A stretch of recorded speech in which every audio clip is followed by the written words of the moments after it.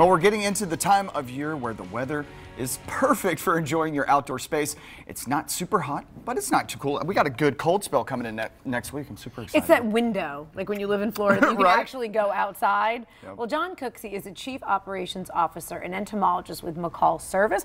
Welcome back. Always so good to have you. Yeah, it's great to be here, guys. I'm so fascinated.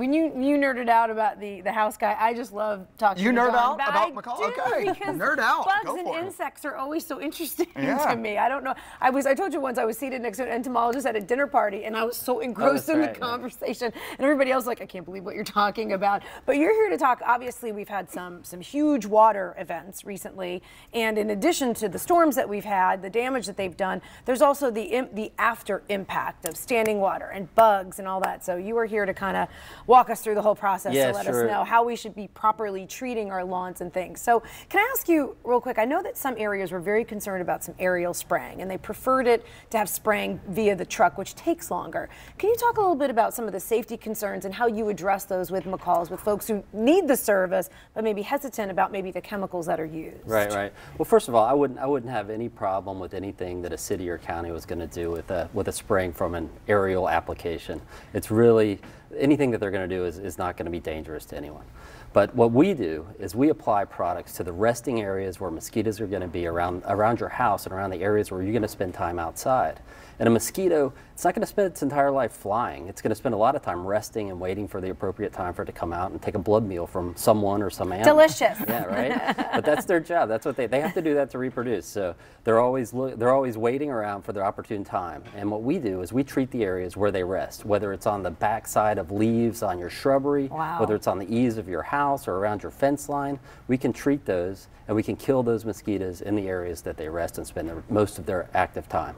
What can people do for themselves to kind of reduce that risk of mosquitoes? Well, I'll tell you what, the biggest thing that you need to do is be very concerned about not exposing yourself to mosquitoes in the first place. One of the best ways to do that is just to wear, I know it's really hot, but wearing long sleeve shirts and long pants and socks is appropriate because mosquitoes are going to take the opportunity to get to any kind of skin they can get to. And they like to get to your ankles and they like to get to your arms and the back of your head and the neck. Any area they're going to be less apt to get slapped. They're very well. They've gotten smarter over the years. They've evolved. They've evolved to bite in areas where it's hard for you to get to them and where they're not going to be noticed. So they're not going to take a blood meal from an area where they're just going to get hit automatically. And you know, it used to be that mosquito bites were just kind of annoying and itchy, but now with the Zika virus, there's a real health concern to make sure that we're taking those precautionary steps, and we're making sure. I know it's always the mantra, don't leave standing water around, but after something like Irma, it's kind of hard not to sometimes. Yeah, so when you get an event like Irma, there's so much standing water around that you can't get rid of it all. The ground is saturated. It absolutely is, and it's hard